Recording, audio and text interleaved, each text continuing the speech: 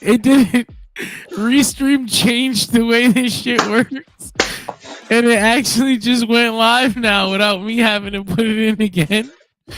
What the fuck? Oh, welcome to Anime Sheet Radio. John, what the hell is Ranma half? Oh, you gotta watch that. Do I? It's kind of scary sounding. Honestly, what Cursed martial artist and his bevy of wives. Excuse me, fiancés. It's a harem. It's a good thing to have. A martial arts harem? Hey, I mean, we're live by accident, but we're here. What up? Dershi Radio. What up, everybody? It's 2:30 in the morning. I don't even think I can be this could be an accident anymore. Yeah, no, we're here, man. No intro, raw, naked. No music, just the Wednesday night Raw, which happens because the dog show. Get right into it, man. What's up, everybody? We here. It's Dershi Radio. John and Greg. We're here to talk about some pro wrestling in the middle of the night. Yep. Join us. Talk to us in the comments. Say what's up. Ask us questions. Remind us about shit we're forgetting to talk about. It's going to be a bit of a loose episode. I don't think there was much major wrestling news going on. Lots of, bullshit, but some fun stuff, I thought. It's always lots of bullshit. What up, Mac? Macklin, are you joining us or are you at work? I think he's on his Jericho shit. He be working. But yeah, man. Wow. Greg, how you been? I've been okay. Mostly preparing for some changes. The girlfriend of a long time will be moving in a few weeks, so things will be a little different. Oh shit! Yes. Oh shit! The sun is gonna rise on her forehead. You're an asshole. It's a beautiful thing. Yes. Mac is working. He's always busy close to Thanksgiving. Yes. He's like, hey, we always got room for you here with us. Yeah. Other than that, it's as a guy who mostly consumes. I mostly seems harsh these days, but as a guy who tends to consume a lot more Japanese wrestling than some of the other American fare these days. Yes, you're one to talk. It's slow right now because, to be honest, a lot of the wrestling companies around the end of the year all do the same thing. We all talk really high and great about the G1 and about the great days of the Champions Carnival and about even the old weird Fire Festival tournament that 01 used to do, and the 5-star Grand Prix that has taken hold with Stardom, and those are all some great tournaments. So many of these guys toward the end of the year put up their tag league tournament, which is obviously the tag team version of the ones I just mentioned, and they are all just so dull because no one has given a crap about tag team wrestling since Baba did 3 decades ago. That's honestly the truth, but it's crazy because that's like a worldwide epidemic. Like, nobody seems to be able to make tag teams feel important. Yeah, and it's weird in a sense. Like, this is actually something I thought about a few days ago, and I've only seen. There are 3 periods in my life where I think about tag team wrestling, and one of them is interesting for me. There is early 2000s, late 90s to early 2000s WWE, which revolves around the 3 tag teams everyone can think of, right? Yeah. I mean, honestly, just let's say 4 matches, 5, 6 matches. 5, 6 big matches, but I'll say a lot of angles as well. Sure. Just a lot of angles and a lot of weekly entertainment. They were able to build semi-main event tag scene around Edge and Christian, the Dudley Boys, and the Hardy Boys for a long time there, and you intersped other tag teams through it because that's what you do. But it was built around those teams, right? We agree on that. Yeah, for sure. Yeah. And I think of like TNA in the mid 2000s where they had like America's Most Wanted and Triple X and like LAX, Latin American Exchange, and just like good guys putting on banger tag matches and just caring. I think I imagine you remember some of that period, John. I remember all of that period. Okay, cool. Sometimes I forget how much of the early TNA stuff you saw. I like I said, I didn't get to see the first weekly pay-per-view stuff. I came onto it at right when it came to Spike. You know what? Right before it came to Spike, I remember they used to give it on like a sports channel or some shit because I remember watching it with a ticker on the bottom. It was on the various Fox Sports networks across the country. And they were advertising Impact Wrestling coming to Spike TV. And that was like the big thing. That's when I started getting on TNA. Yeah, so like around that period, they had a very booming tag team division with a lot of the guys I just named, and one super team. And this is where I think it's interesting.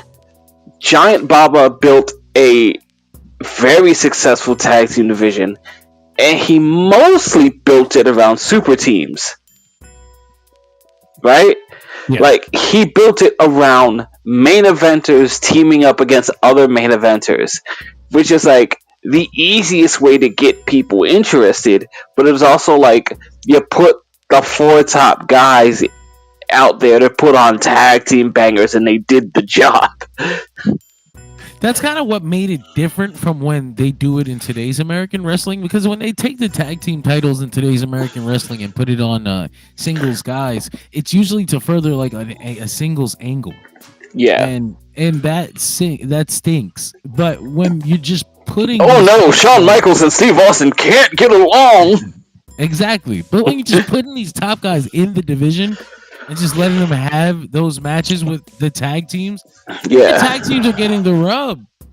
But then you put them in there with like another super team, and all of a sudden it's like it's the main event.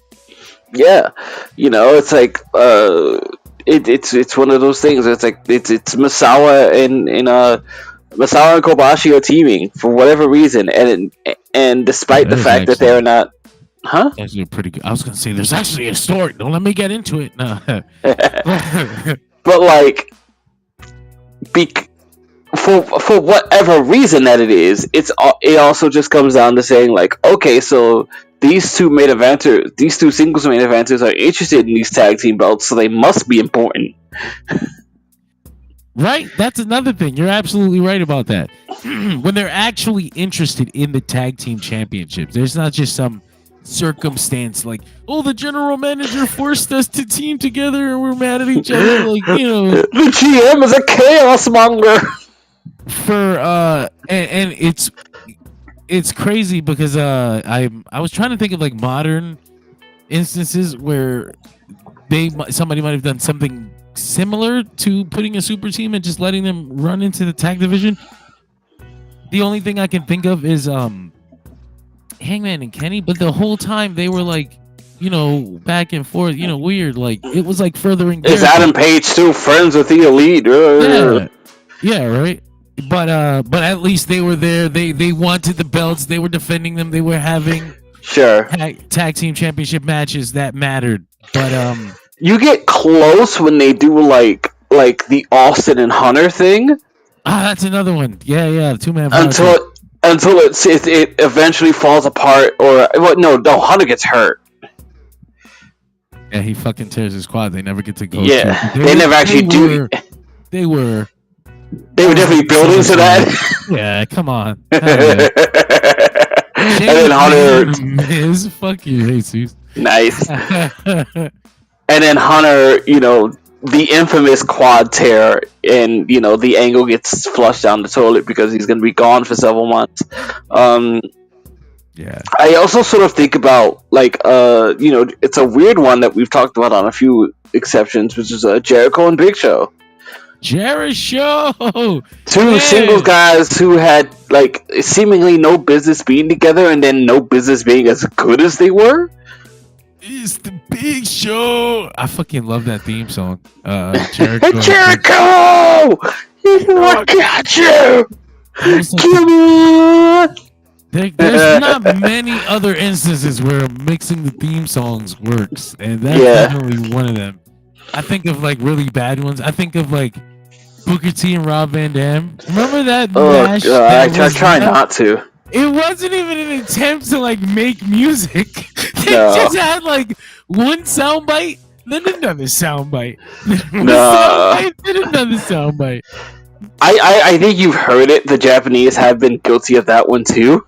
That's really bad. Have you heard when Kenta and Mafuji come out together? No. Oh, it was hilarious because it was just they have two very different theme songs. So it's like Mafuji with his techno dance, which is here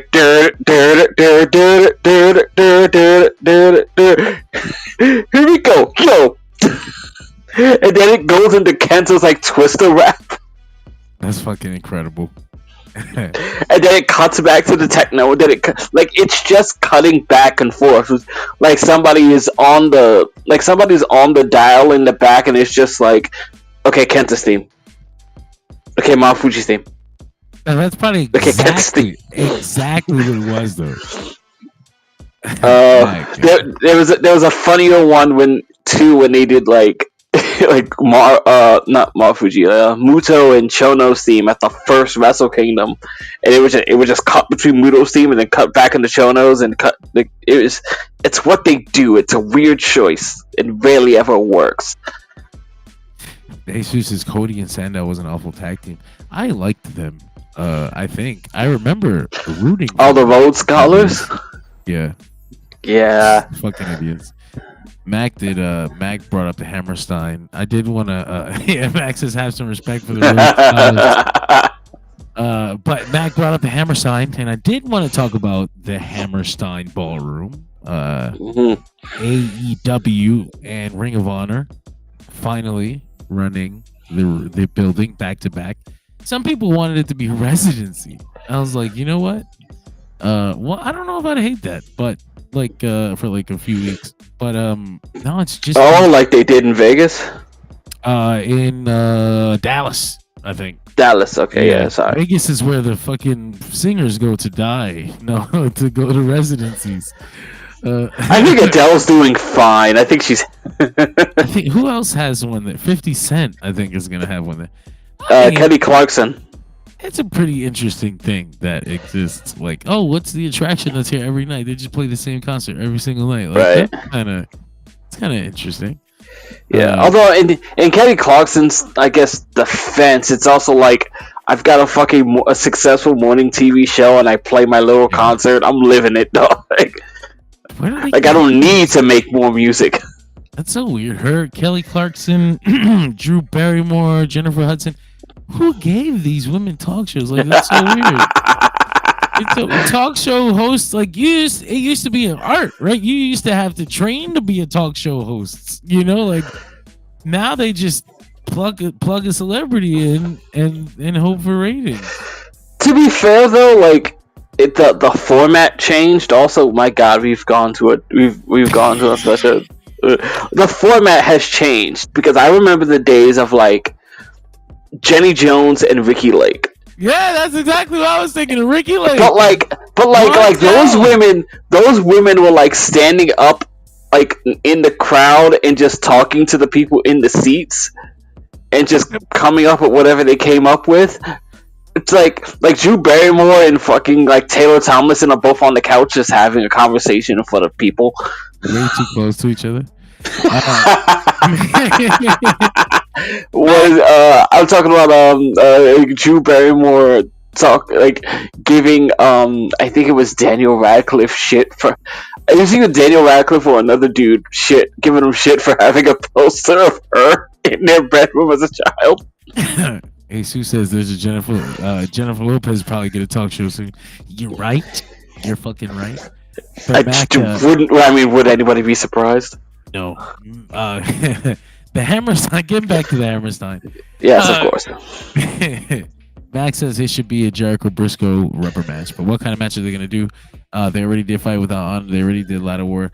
That's why they should not do. That's why they should not do the match.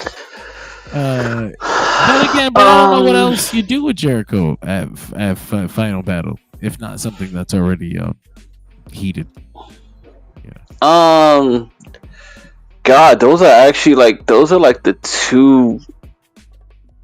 You could do Steel Cage Warfare. Oh shit, that's good. That's good. In the Hammerstein.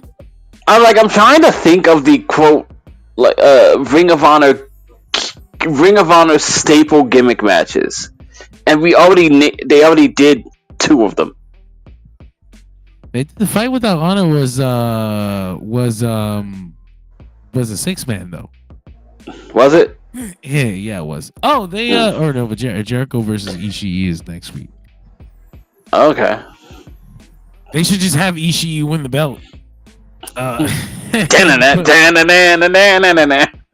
it. Ishii main events Final Battle at the Hammerstein. I got no problem with that. And then Ishii's just gonna cut a promo, which is like, I don't know what this belt is, but I'll hold it. I'll protect it with my life. Yeah, I don't know. I don't know what you do for the Hammerstein. What do you think?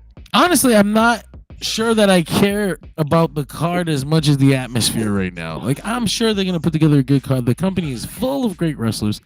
Excuse me, I'm fucking dying over here. Literally, actually passing away. I'm dead. I died. Excuse me. I will say, I think they put themselves in an interesting position in a sense where if they're running both Ring of Honor and AEW, then they don't have too many chances to quote share talent.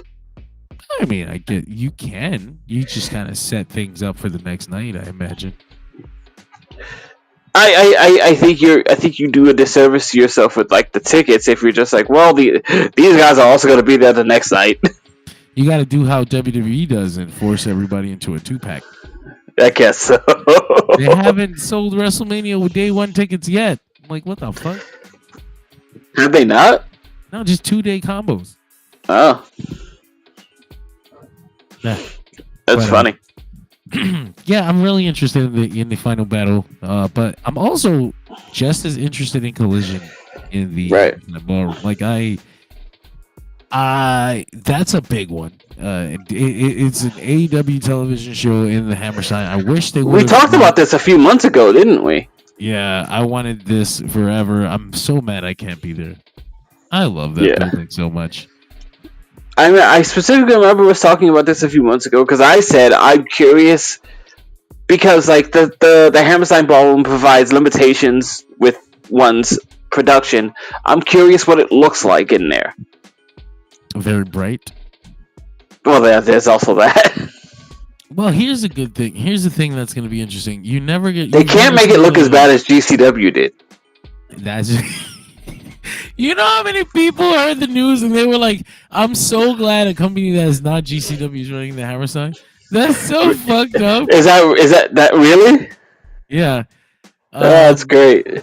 Yeah, I imagine that it's going to look really nice with AEW's production value, but also here's the good thing. Here's the cool thing. Whenever we saw the Hammerstein in a wrestling show, it's always like indie video quality. ECW video quality. The only time you got to see it was when WWE ran it, for Raw. The Manhattan and those first ECW shows there. Yep, the first WWE ECW shows that they ran at the Hammerstein, which looked fucking cool as fuck. That's where Big Show got hit with a cup, right? I think somebody had trash at a Hammerstein show or something, like a cup full of soda or something like that. I think so. It's hard for me to remember because I know they ran the first few shows there, and I don't remember Big Show being on those. Yeah, no, they didn't run the first few shows on there. They ran the first few shows with SmackDown. They would tape them after SmackDown, and then they tried to tour by themselves, and it was a disaster. Good times. They did specials. They did a couple specials. They did one where CM Punk debuted. That's what I'm thinking of, and I guess I assume that was like the first episode. No, God, no. You're telling me you skipping over the ECW zombie, Greg? I mean, wouldn't you? No, the first episode was horrible. It was horrible. That's probably why I don't remember it. The CM Punk thing, I think it doesn't his debut come towards the end of Heyman's tenure in that first 6 months? Does it? Yeah, I want to say it does. I remember him wrestling just incredible. Yeah. And Christopher W. Anderson, because they didn't want people to be confused by CW and CM in the same match. Don't you think it's a little weird that one of you just got your M turned upside down? Max, that early 2000s ROH video quality of the ballroom gave it some charm. It did. It was special. Ring of Honor, the ECW, the 2000 2001 shows specifically. Yeah. Although the audio leaves something to be desired these days. Always did, especially the Ring of Honor shows. Especially Dave Prazak screaming into the fucking good lord, fucking breaking the mic on you. I got a lot of memories in the Hammerstein Ballroom, both at home and being there, because I used to go whenever I could.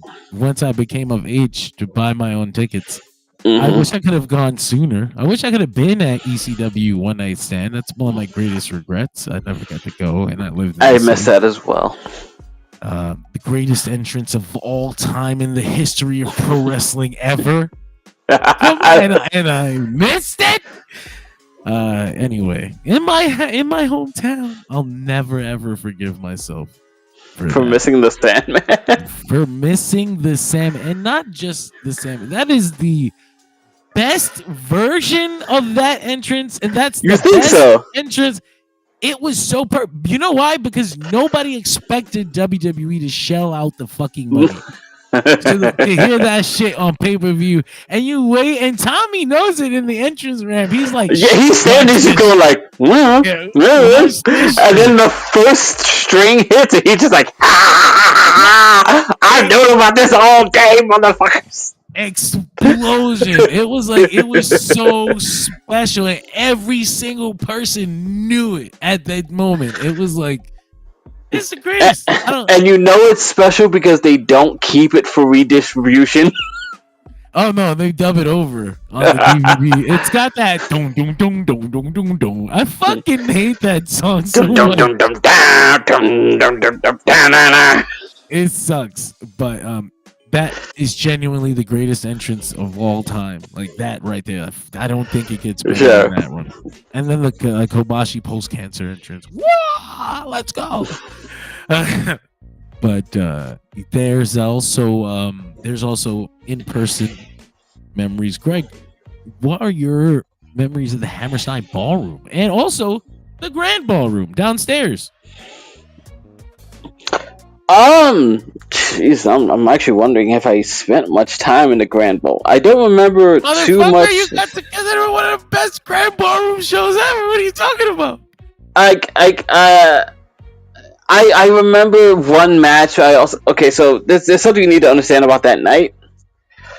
I had gone to that show. We're talking about Danielson and Kenta, right? Yeah. I'd gone to that show with not strep, but like significantly swollen tonsils. So I was in serious pain like the entire night. No cheering. Very little. Very little cheering, very little talking. Like, every time you go to like swallow, it hurts. I mostly remember the fact that like that match was so incredible that it stood out to me, but I also remember being very miserable. I remember being at the actually I should go grab it. I remember being at the Hammerstein Ballroom for one of our favorite reveals, which was the brand new, I think, the fourth Ring of Honor World Championship belt. Oh, was the Final Battle 2012? I was there. With Kevin Steen versus El Generico. Yep. We'll get him now because he ain't far away. Greg just got the fuck out of there. Look at that. This baby right here that me and John got the last two of. That belt, this. Looking at that belt, it actually makes me feel like just think Hammerstein Ballroom. Like when I think this title, I fucking think Hammerstein Ballroom. Yeah. Like there were things like that, right? Like you what do you say? Like you see the old WWF belt, you think Madison Square Garden, you know, you see the old NWA championship, you probably think like Greensboro Coliseum. You see this belt and you think of the Hammerstein. Think of fucking Hammerstein. And that was like their big. That was like the Ring of Honor signature venue for some time, wasn't it? Like you heard the Big Show happened, it was at the Hammerstein. Yep. The one usually they ran. It was one of the big four shows that ran the Hammerstein. Like it was Death Before Dishonor. Final Battle. It kind of became the de facto Final Battle venue, didn't it? It did for a little bit. They ran 3-4 years in a row there. Yeah. Or fucking 5, maybe every year. I'm trying to think. I was like, wait a minute. I do remember it moving toward the end, but yes. Because the last time the last Final Battle before Tony Khan brought Ring of Honor at the Hammerstein Ballroom 2018? Wrong. It was not the last Final Battle. Okay. The last Final Battle before AEW existed. Right. Hammerstein Ballroom. But yeah, I also in person had a lot of fucking crazy memories in the main ballroom. I never got to go to the grand ballroom, actually. Not yet. Anyway, I'm sure someday somebody will do something there that'll be interesting. But I thought the Homicide show, the show where Homicide wins the belt, was there. Yeah, I didn't get to fucking see. I wish. Oh, I thought you were at that for some reason. I wish. But fucking, I'm trying to think because I've been to quite a few shows in the Hammerstein. I'm trying to think of some of the best ones. Some of my best memories there are not even from the shows; they're like from being with friends. Sure. When I first went to the Hammerstein, it was for the 2010 Ring of Honor 10th anniversary show. So it was in 2012. Okay. And it was for I was alone. I was like, fuck. It was it was sad for me because everybody was like talking smart shit, and I was like, I never get to talk about that stuff in real life. It's just get to talk about it on the internet. You're like, I know these things, but I don't know these people. And then the show, it didn't suck, but the main event put me to sleep legitimately and actually. I fell asleep. What was it? Davey Richards and Kyle O'Reilly versus Adam Cole and Eddie Edwards. That does sound like a tanker of a main event. Why would Jim Cornette do this?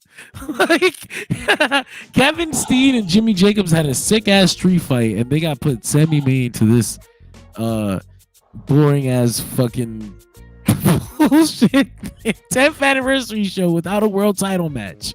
Fuck you, Jim Cornette.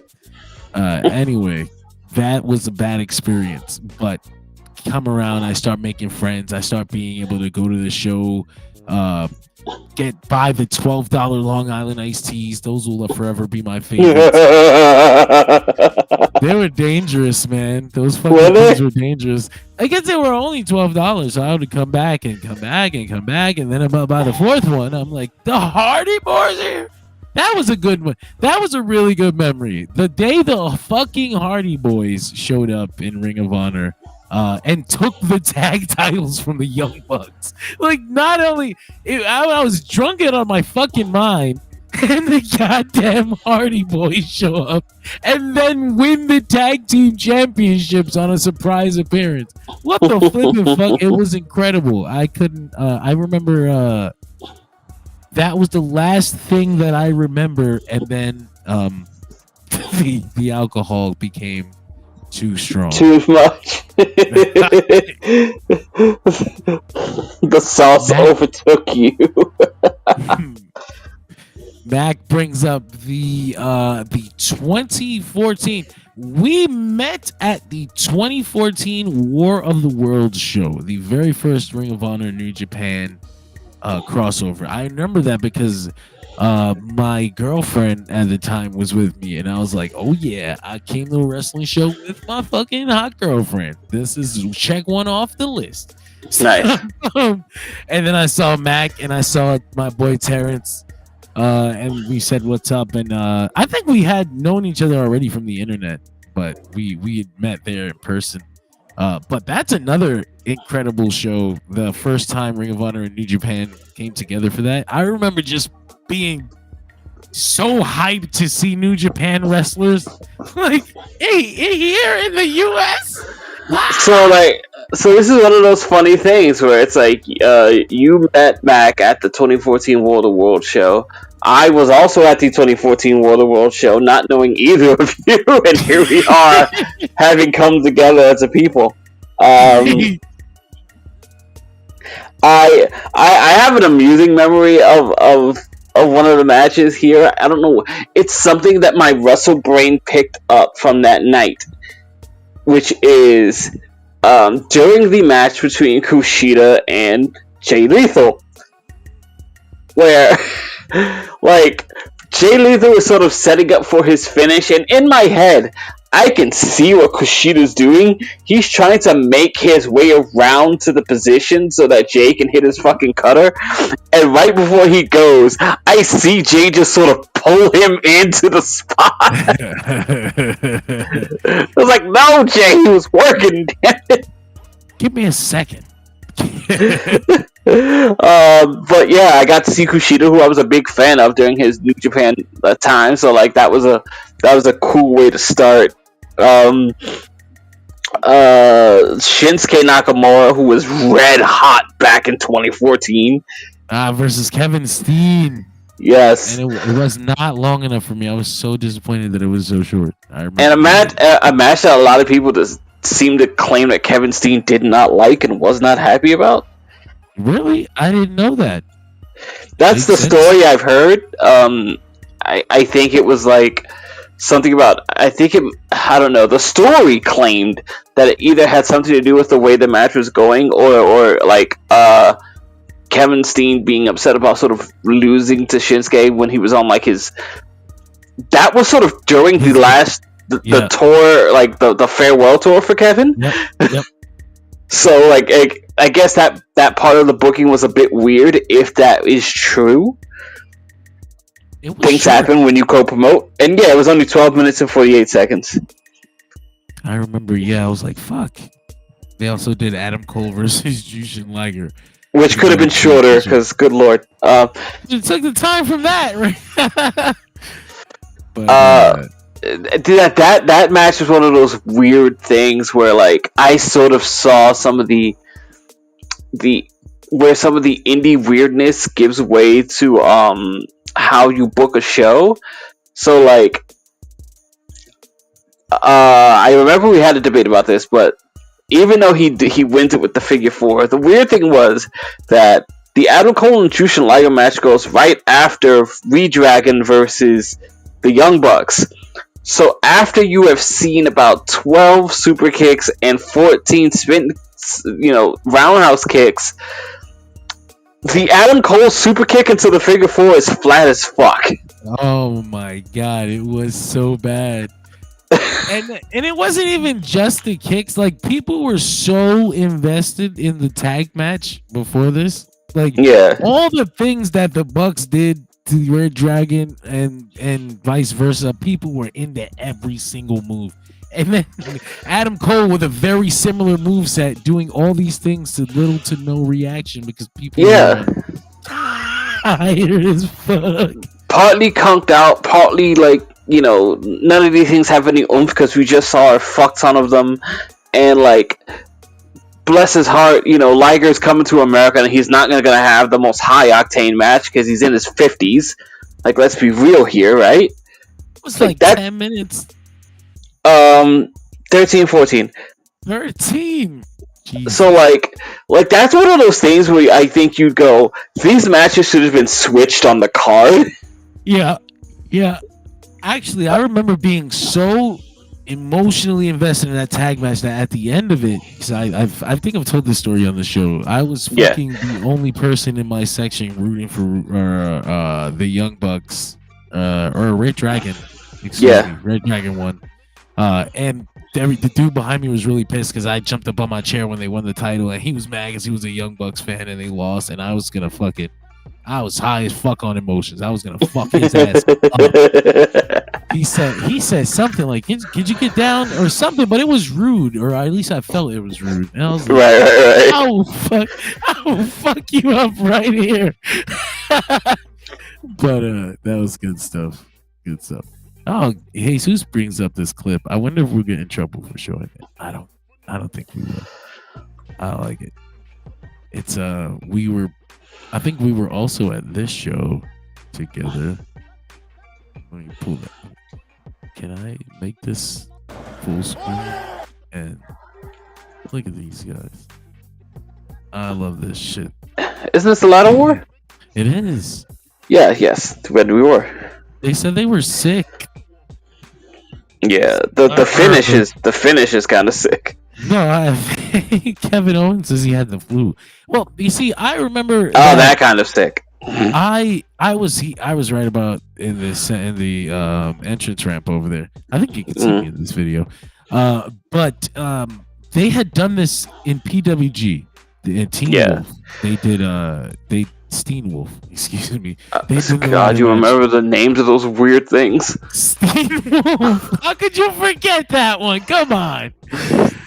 But yeah, I remember I was kind of disappointed because I compared this to that, but like going like 12 years removed, like I remember this one more than I remember the Steen Wolf match, and I think this just goes to show how legacy works and stuff like that. Legacy and being there live, and pesky legacy. No.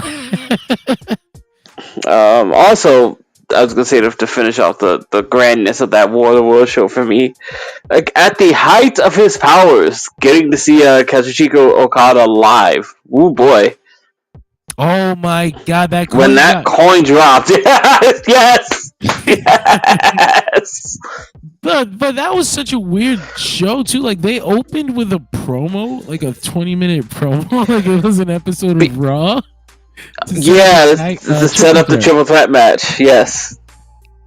Bullet Club. God, that was the coolest shit. Bullet Club is here. Oh my God. And I remember when it happened because I remember saying to myself, there is no way Okada is losing in America, but Styles can't drop the belt here. What is this main event? And then Michael Elgin shows up and I'm just like, there it is! That's the guy! He had the title shot. That's the answer! I remember being disappointed because I thought they changed the main event to AJ versus Michael Elgin. And I was like, oh no. Like, I wanted to see Okada's match. What the fuck? Yeah. And then you get the Okada entrance and he comes out and he says he wants the title shot. Excuse me. I think Max says that Kevin Owens broke the old Eagle title by throwing it on the ground the day that he got the new one. But the day he got the new one? Interesting.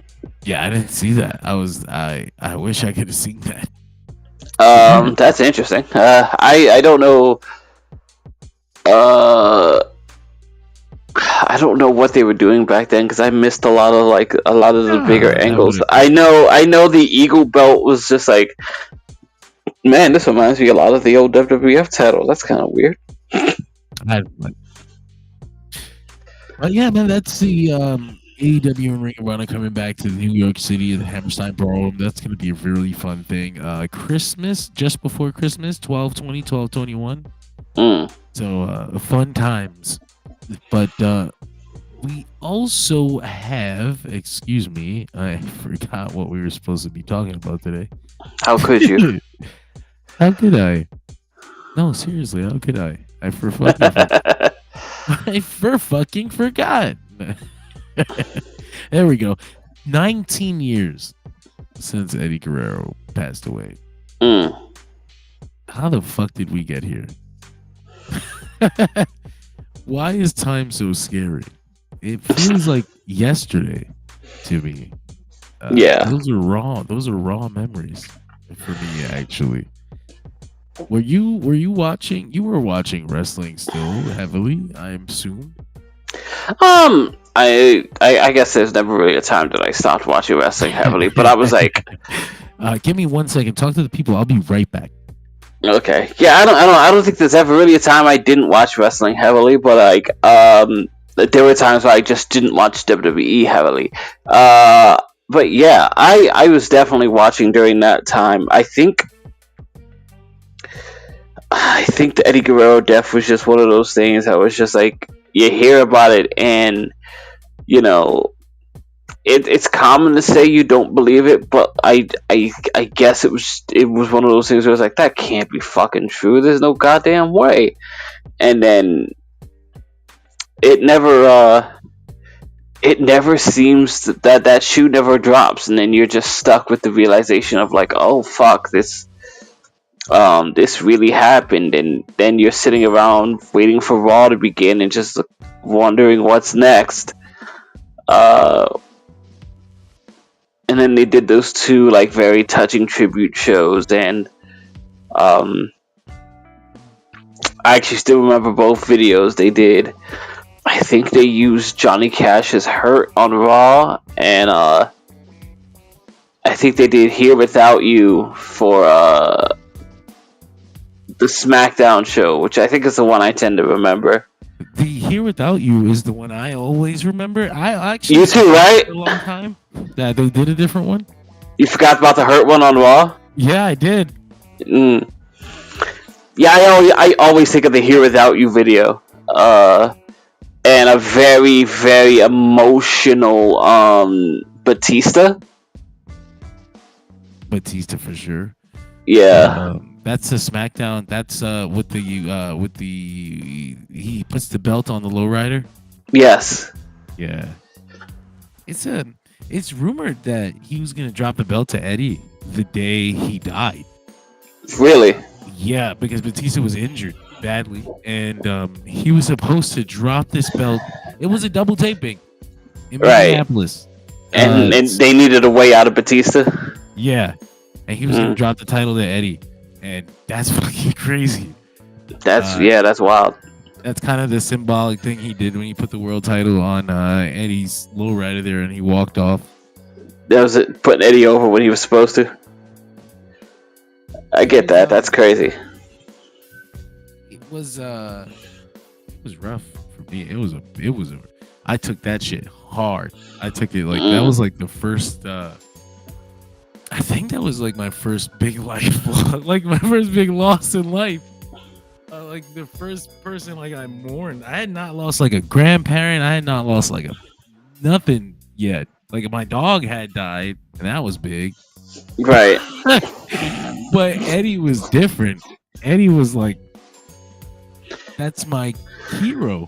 Like that's my guy. Like what are you talking about? He's dead. What?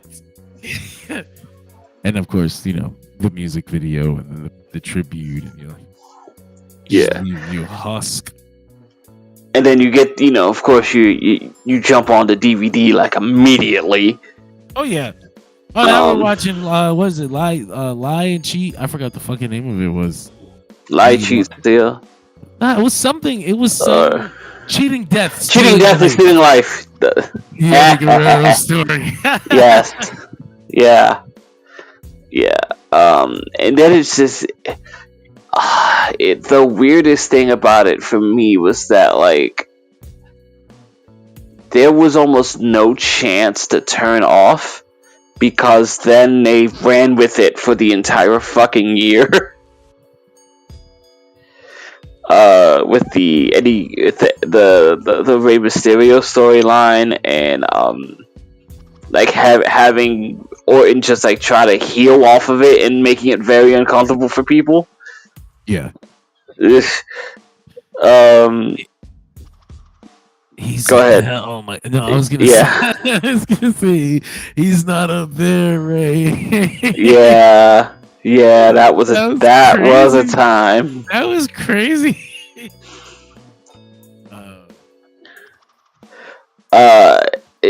It was interesting, and like it propelled Ray to the main event in its own way, but not even in its own way. Like it is the thing that got him there.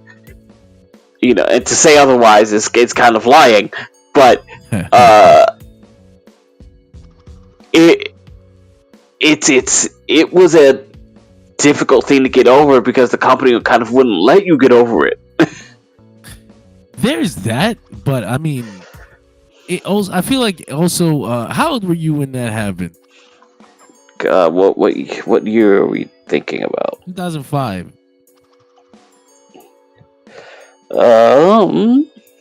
Motherfucker, you don't even know. I am a terrible person when it comes to like at least 60. Go fuck yourself. No. I'm terrible when it comes to time spans. Probably 18. I was 14 when this happened. Yeah. And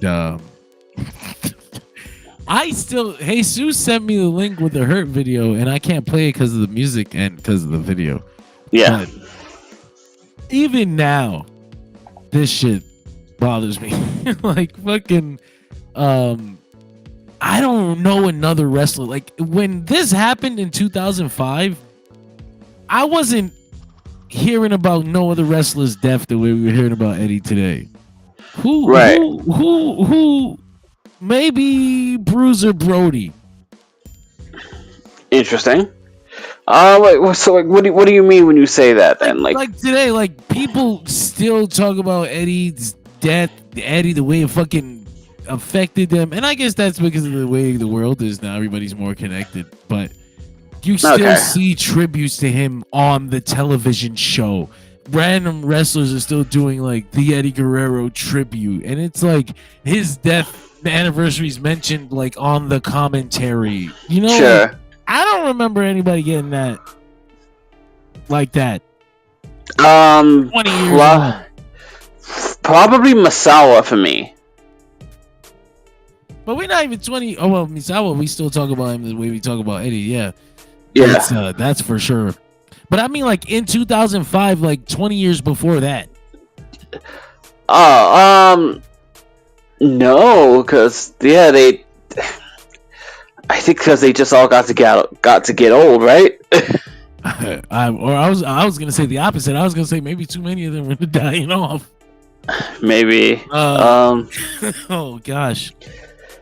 I guess there are different examples of it, right? Because like maybe if you were in Texas, like the Von Erich stuff had a bit of an effect on you until it happened too many times. I just it's one of those. This Eddie thing was one of those for me anyway. It's one of those things that impacted me so hard that I actually remember like the details of the day that I wouldn't remember otherwise. Mm-hmm. Like I remember hearing in the morning on the news before I left the house and not getting to see the story, but hearing the reporter say, "Grizzly discovery in the WWE Superstars hotel room up next," and not knowing, like, just going off to school and not knowing what the fuck was about to happen. I just imagine him was just like, "Nah, fuck that, mom, I'm about to be late. What the fuck happened?" Yeah, because and then if you miss a certain train, you fuck your whole day because now exactly when the next one is coming and you know exactly how late you're gonna be. Yeah, like, yeah, you do. Fuck. Yeah, you do. Yeah. It's hard to put into perspective. That was also a weird time too, right? Because like broadcast news was picking up on these sorts of things, and it was always kind of ugly. They didn't even know what to talk about. They always looking for the bad angle. Yeah, it's like they're always looking for something wrong. Yeah. With pro wrestling, which is just like, god damn it, guys. Yeah. It was a tough time for a lot of fans. Okay. Here's what I wanted to ask you: did that one, or maybe even any other one, did any of these like wrestling tragedies ever make you want to stop watching? Because I've heard that from people.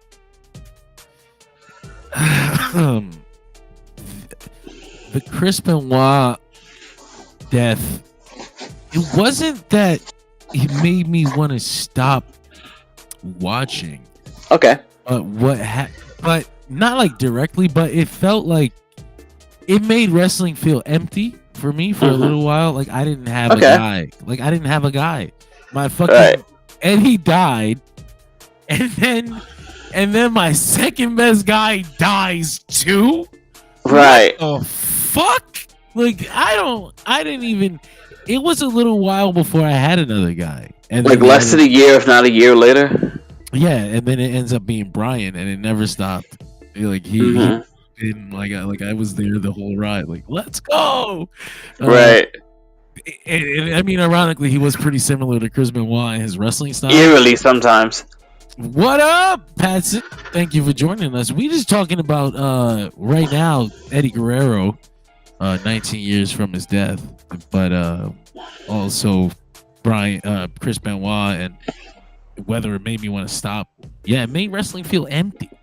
For sure.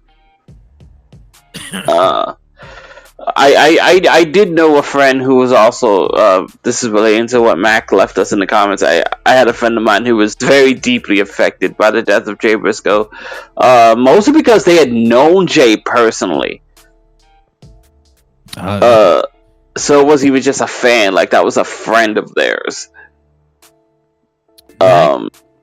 Mac and Jesus, they brought up Jay Briscoe, they brought up Brody Lee. These two were very different in that they hit hard in a different. First of all, I was an adult, so I've experienced a lot of loss now. Like oh no, but they are also they were like shocked, like shake your fucking system. Like how the fuck did this happen? Yeah, type thing. I don't know. I don't know. Not to compare deaths. That's really weird. Jesus, Mac has a good question. In 2024, what would Eddie Guerrero be doing? I do think it's very likely he would have had a producer role, or he would have had like I could see him sort of doing NXT stuff. There's a part of me that feels like Eddie would never really leave the industry. I don't know if there's any evidence to support or deny that, but part of me feels like Eddie would just stay in. Yeah, for sure. There's more than likely some angle with Dominic. Oh my god, could you imagine? That would have been incredible. Yeah. I got an Eddie Guerrero tattoo. That's incredible. I absolutely would. If I could trust a tattoo artist, because I don't know one. I don't know one. You know, I feel like you got to know for sure. He'd definitely be feuding with Dirty Dom. Eddie versus Ray Phoenix. Yeah. I don't know if I don't know if he'd be wrestling at that point, but I don't know. So I've seen some old broke down lucha dudes wrestle these days. I was gonna say Chavo Classic was wrestling, man. I don't know anybody. Maybe Chavo was surprisingly nimble for the age he was at, but I get sad because I didn't consider the fact that. Oh man, what if he would have had a son? Oh man. Oh fuck. The fucking 3 daughters. We'd have had an Eddie Guerrero Jr. That's sad. That's the sad thing about that. You can't do that. Mm-mm. Um, but yeah, man, 19 years is passed in the blink of an eye. I don't even know. Excuse me. I'm not sure what the fuck it's gonna look like 3 years from now. I will say, even though it was short, I do look back very fondly on that World Championship run. He got a great match out of Brock Lesnar, and he had that tremendous program with JBL. The JBL program is probably one of the first times I really enjoyed like a heel. Like this guy, like Okay. I'm not rooting for him to be a racist, but that's really fucking funny. Like, that's really funny. Like, the border patrolling. but when I say Eddie Guerrero was my guy, I mean like I didn't know, like, you know, everybody likes Steve Austin. Yeah, everybody Sure. likes The Rock. I thought he was Do cool. they? No, I'm kidding. Not now, but back then they did. I didn't know. I didn't know what it was like to have a guy. It just kind of falls on you. You know it now as an adult. It just happens. You're like, oh shit, I really like this guy. This is my dude. And then he goes for against Brock Lesnar for the title, and I don't know about you, but maybe it was age, but I didn't think I've never thought in a million years that he was gonna win the fucking belt. Right. Your guy all of a sudden wins the title out of nowhere. For me, like, get the fuck out. It's like cemented. So that whole run, I didn't know. It didn't even feel short to me. That kind of felt like the optimal time period for a championship run. Of course, but I remember the way he lost it kind of sucked for me. Not just because he The lost JBL it. match? Yeah, like that was such an ass way to lose the title. The fucking Texas Bull Rope match with the I fucking hated it. I hated that whole show. That's one of the worst shows I've ever seen. The Texas Bull Rope match is so good, though. Get the fuck out of here. I hated that shit so much. I love the cage match though. Cage match was great. Cage match is very good as well. I love the Bull Rope match. I don't know. I'm sorry you hated it. That finish so much. But then I haven't watched it since then because I hated it in 2004. This is 20 years Is it Judgment Day? Yeah, no. The Judgment Day match was a fucking incredible. That was awesome. Okay, I'm trying to remember. This is Great American Bash 2004. Okay, yes. This show was really bad, Greg. I'm not sure. Maybe you're misremembering. I don't remember the show. I just remember that match. I have to go back and watch the Bull Rope match then. I haven't seen it in 20 years. Maybe it was a really good match. And most Bull Rope match finishes are trash. I'll say that. Because of the nature of the way they set those victories up. The Great American Bash. They killed Paul Bearer. The concrete box. Okay, that's that show. The Undertaker with the the cement. Jesus says his guy was Dean Ambrose when he won the title. That's right. It didn't feel like he would ever get the title. They actually did go through it and let him defend it a few times. I remember really liking the Dean Ambrose WWE Championship run. I don't know. It was like just sort of a perfect scrappy babyface title run. It's interesting that like you guys talk about sort of I don't know about Jesus, but like you talk about not having a guy for a while. Where like I think the first time I watched it for myself, I instantly had one. Lucky.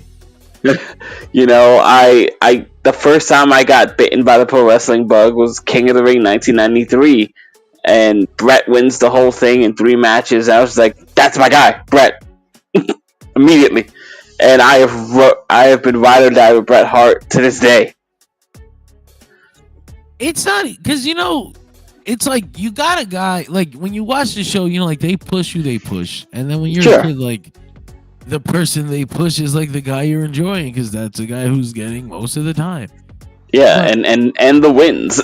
Right. we do love a winner. But it was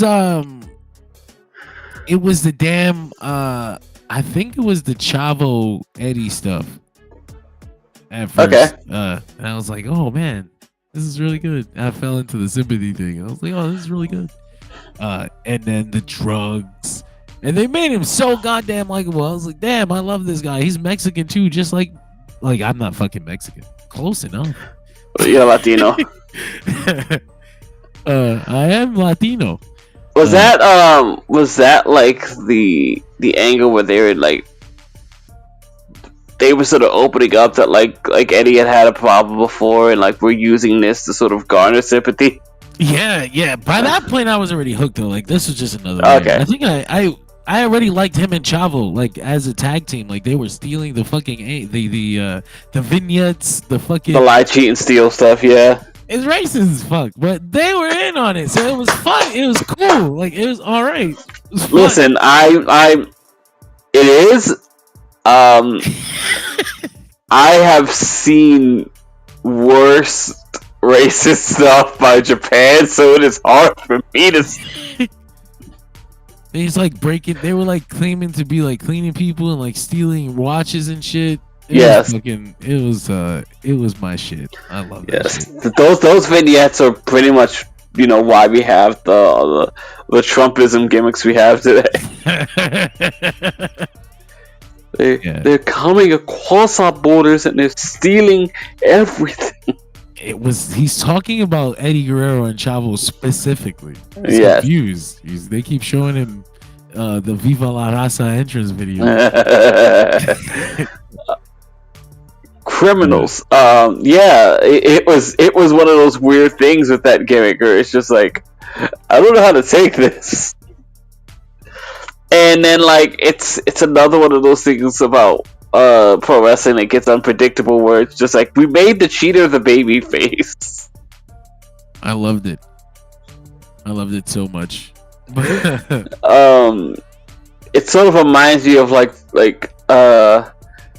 the stuff like New Japan starts doing with Toru Yano where you start rooting for him to do stupid cheating stuff.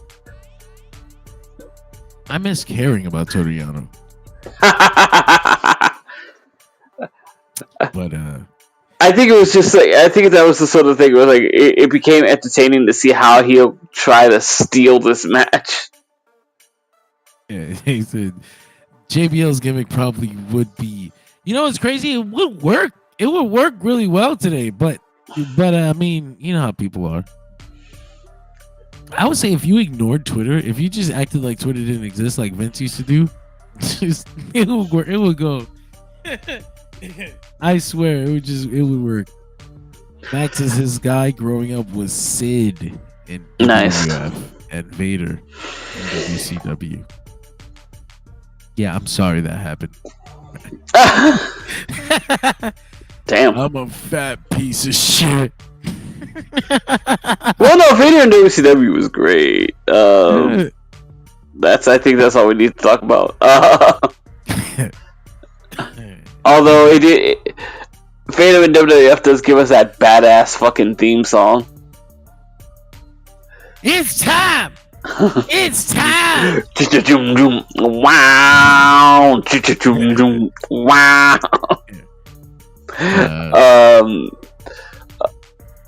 How do you say?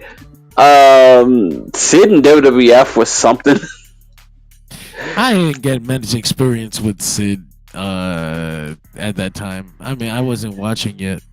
Have you experienced like the Sid problem? What do you mean?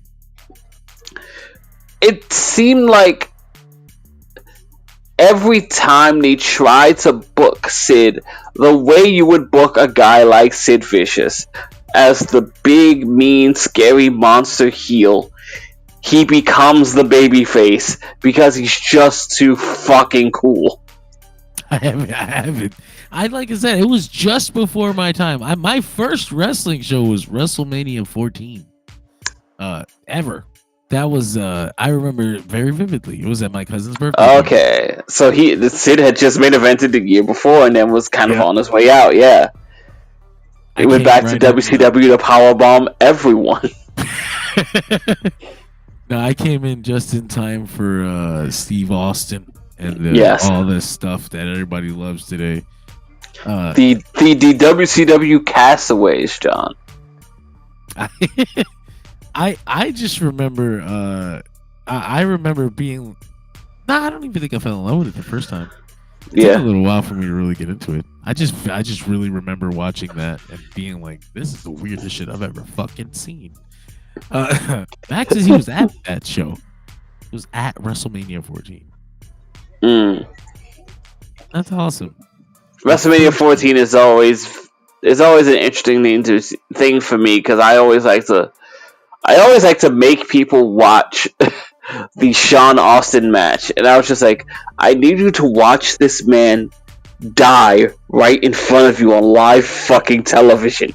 You just want them to see his butt. Oh, he does do that, doesn't he? I forgot about that. No, you didn't, Greg. No. I genuinely did. Max says he was 16. That would make you 161 today. Oh, Jesus Christ. It's one of the most compelling watching a guy work hurt performances I've ever seen, because we all know the story. Sean's back is fucked, but it's WrestleMania and he worked to this, and you gotta do you have to lose to Austin because nothing else will, get him to where we want him to, right? He needs to beat Shawn Michaels. It's one of those crazy wrestling things. So he's doing the best he can, and it's just watching a man, the adrenaline is running and his body's doing what he wants it to until the body just stops. And then he can barely move and he's fucking squatting to pick Austin up because he can't bend over. And he drops one of the most incredible athletes you've ever seen, and he drops the most dead-eyed Shawn Michaels elbow drop you could ever watch, and he could barely get up. And it's just God damn it, it's WrestleMania and this man is trying. Please. I think I remember sitting with my friend, one of the biggest Shawn Michaels fans I know, and I'm having him watch this, and I know in Sean's head he's just like, can we just do the fucking stunner already? Can we just go? I want to die. Is it done yet?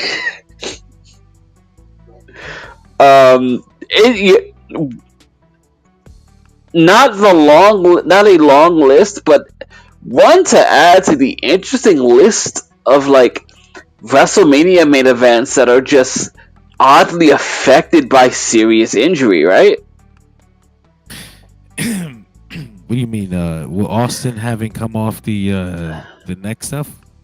Like Sean working with the terrible back and trying to power through it.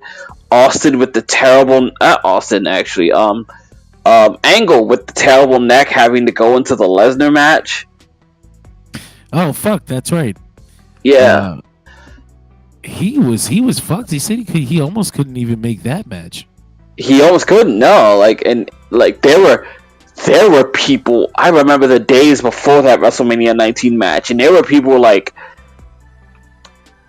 it could have been an exaggeration, but I swear to you, days before WrestleMania 19, Kurt was on a death watch.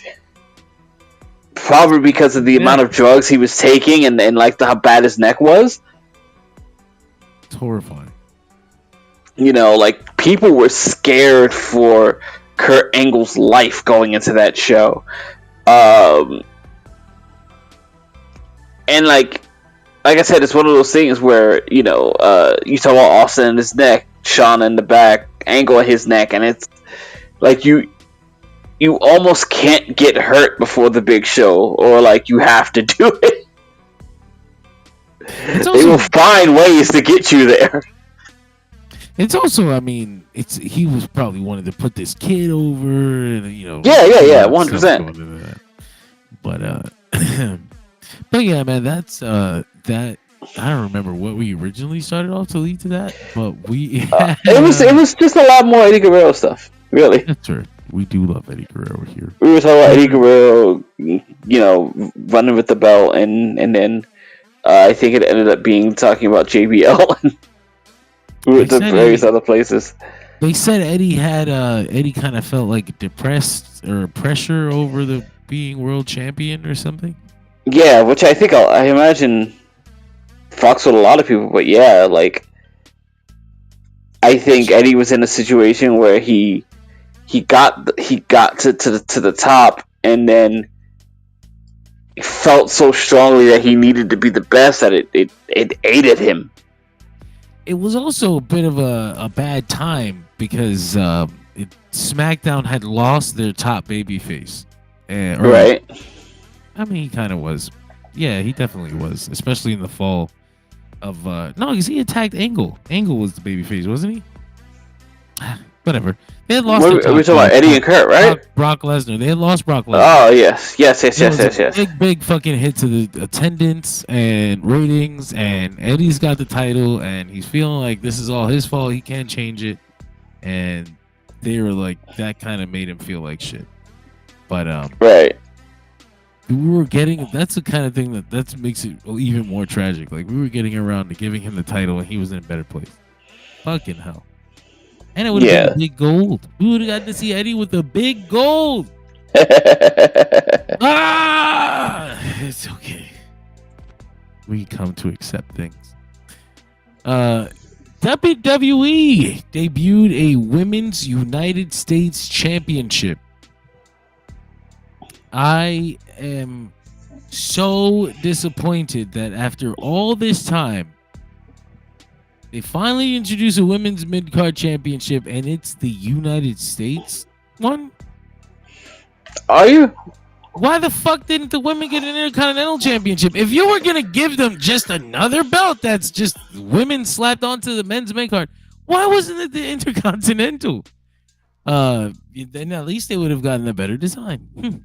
But yeah, I don't know. I don't know how much of that I believe.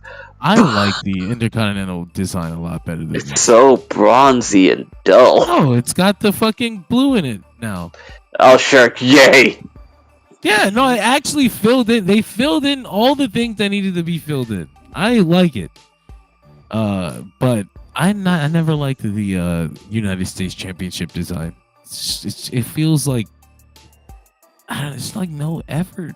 I don't know. It's like a flag. It's not even a flag. It's at least more effort put into it than the shield one that they used to have. That was literally just a flag with the shield shape. That's what you call it, the shield. It looks like a shield, right? Anyway. Oh man, I don't really have a particular choice in that one, which is like United States or Intercontinental, whatever. I actually was surprised. Like I thought they would just do both, and then there was never a second announcement. And I was like, okay, whatever, fine. Apparently, there isn't gonna be. It's just both Raw and SmackDown women can fight for this one. That's why I'm like, sure. That's why I'm like, shit would have been better as the IC, but whatever. I don't think either one is particularly better, just because I don't think they. I don't know. I find myself just wondering why they needed a second belt when you can't find that much time for them to begin with. Well, now they will apparently be forced into it. You see, I guess so. That's what's happening here. You have to understand. They're going to be responsible for this championship and making sure that it gets the TV time. So that means expect to see that women's tag team championship go to like NXT or something. Get the fuck out. Right. Get on out of here. No, they'll actually have an extra hour now. With SmackDown going 3 next year. Well, if that's the case, then that's your answer. Yeah, it'll be there. So That's why it's the U.S. title and not the Intercontinental. Like, that's your answer. But it can be held by women on both brands. Damn it. But they had them introduce it. Yeah. It's definitely gonna be won by a SmackDown girl too. I bet. Yeah. People want Chelsea Green. I've seen some of that, and I understand it. I feel like Chelsea Green's character works best as a loser. Yeah, I don't know if she's even that kind of. Yeah, I was gonna say I don't know if she's the kind of character that should be winning championships. But. No, like, and I don't want to be I don't want to be so rigid about that idea. I think Chelsea Green is the kind of character who can trip and fall into a championship, right? Yeah. I think it's one of those things where it's the silly how do you say who did this happen with? I don't know if the memory is correct, but my memory is telling me like it's one of those things where like Sean fucking super kicks Hunter, but Hunter falls on top of him. That is the is that like the 3 stages of hell match? It has to be because the other one is where Sean super kicks Hunter and they both fall, and that's the last. And it's like the tie. Yeah, Hunter goes down backwards and Sean goes down forwards. And they just die. But that's like that sort of thing. Yeah. I think there's a situation where Chelsea Green just trips and falls into it. Like maybe they do the ladder match and the fucking belt falls and it just falls on Chelsea. I think NXT did a thing where Ethan Page won the title by getting knocked out by Trick Williams, right? He hit the knee. That is depressing because it ends with Ethan Page winning. But like something silly. Like I don't see Chelsea Green as the kind of person who's just going to win a match. Like, granted, you have the character that Mac brought up, known as Piper Niven, where like obviously Piper can get involved and these things sort of happen, but again, that doesn't fit a Chelsea Green character. So for the most part, I'd say no. I think Chelsea Green's character works best as a loser. I don't know who you'd put this belt on, except, maybe somebody wants to repeat somebody's AEW bookings. That's exactly what I would do. I'll just run the whole shit over again. Yep. No, well, now they've got a little added twist in that she can fight Bianca Belair. And there you go. Now it's different. Changed it up a bit. Huh? Yes. Why not? Why not? It's like, it's wrestling. People win tournaments all the fucking time. Okay? You make it different by changing the way the reign is. Although I also wouldn't do that. I would just do it exactly the way AEW did it and just act like nobody. Yeah. Here's your belt. You win all the time. And let's keep these matches short and sweet and then slowly raise the interval as time goes on. And then next thing you know, she's doing fucking 15-minute matches and they're awesome and nobody even realized it. It's like when you take your kid out to ride a bike and they're like, my hand isn't on it anymore. Oh no. I'm riding it alone. I can ride my bike with no handlebars. Oh my god. References. There's the obvious, Jade Cargill answer. Other than that, I don't know. Like, it's one of those things where I can't think of. The women get so little TV time that I can't think of a secondary character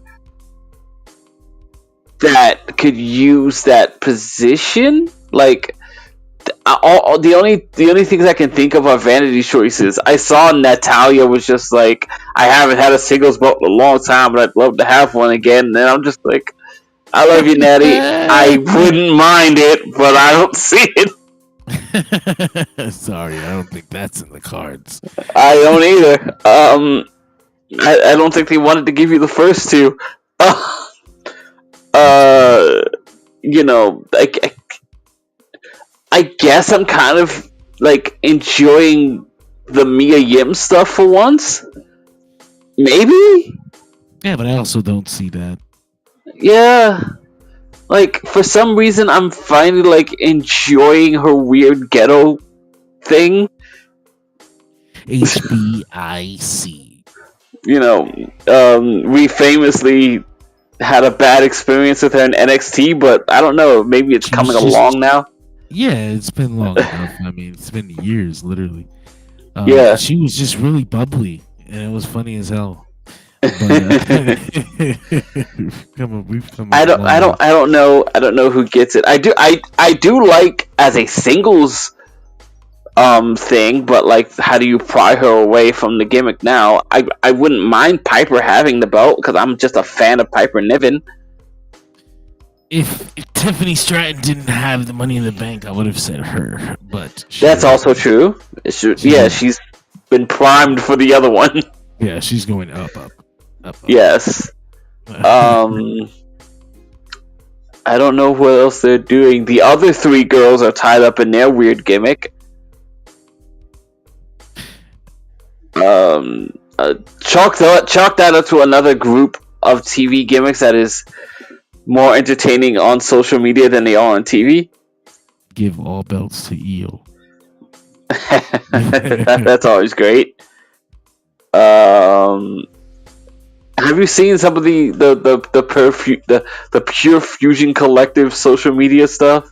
Yeah, they're really funny. Yes, I do love that it's a running gag of just like, Zoe, are you gay? Like, I am. She is. Zoe, you say it. How you dress. Oh. I'm just saying, you've been listening to a lot of Chaperone. Are you sure? Oh, God. I don't know. What is this? Goddamn WWE sometimes. Yeah, man. I mean, but that's pretty. There's not much else to talk about this week. Does nobody want to talk about fucking Rhea Ripley's face? Oh my gosh. I would just say we should probably talk about it next week because there will be an update.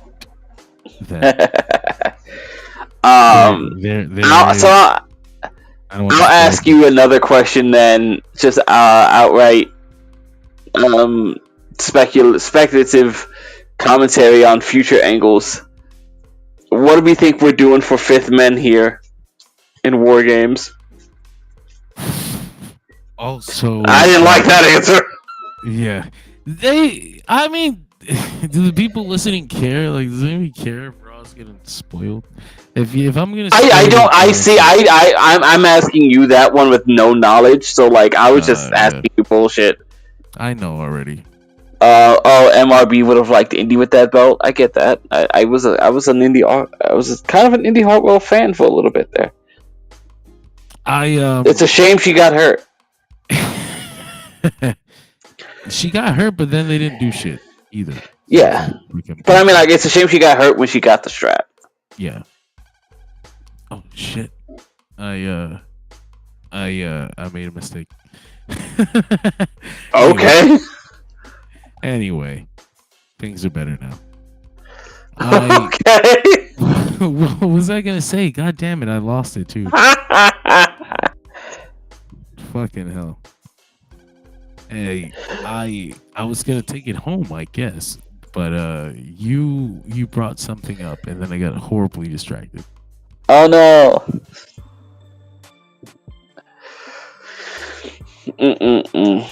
Anyway, I was waiting for you to tell me what you brought up. What I brought up was the War Games match. Oh yeah, and then And you said you didn't know how to talk about it because you already knew things. Yeah. They taped 2 episodes of Raw. Yes. For the Thanksgiving week. They're actually doing double tapings for the next couple weeks to set up for Thanksgiving. Yeah, which holidays. Good on y'all. Let them spend time with family. This is hilarious. Here's something I think I'll pick out because I thought you might have found it amusing. Did you see the Hurt Business rock up on Prince Nana? I did at the big event in New York City. That was actually really fun. I love the way they look so far. I love the new theme. I love what they're doing. It's gonna be Lashley versus Swerve at the pay-per-view, full gear. Yes. That's one of those interesting bookings to me where I think to myself, it's one of those weird things. You'll get commentary if you have the outsider WWE guy beat your main event AEW guy, but you also don't want to bring that sort of guy in and just have him lose. That's a big win too, right off the back. Yeah. But it also, I mean, that's kind of what you need to do. That's just, he is, if you want to say that Bobby Lashley is a real threat, then he should come in and pin a former world champion. I mean, yeah, he's not a kid. He's not a kid. He is not even close.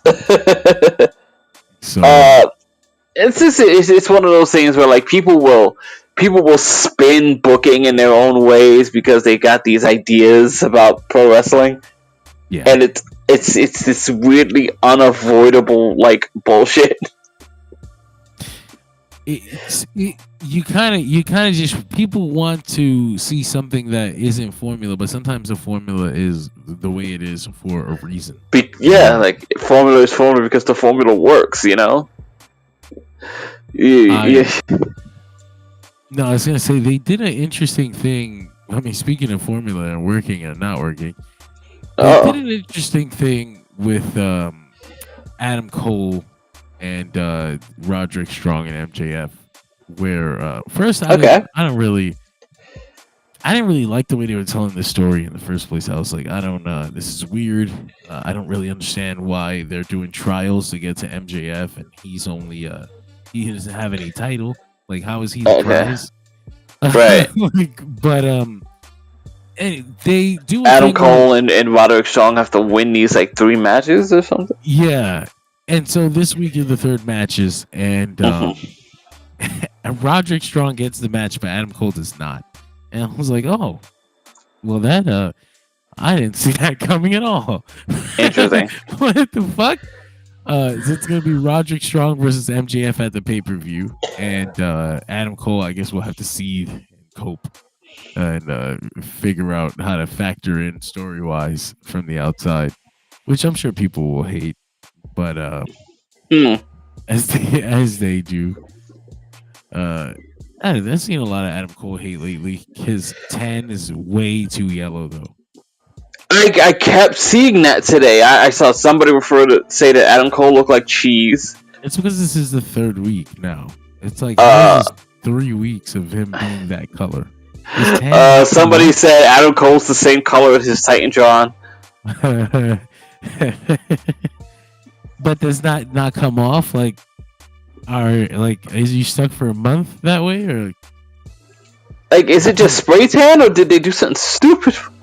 I don't know how tanning works. I've never done that before. I mean, like, you know how spray tan works. You've seen Hogan. Yeah, but like I see them spray themselves, right? But I don't know if it comes off the same day.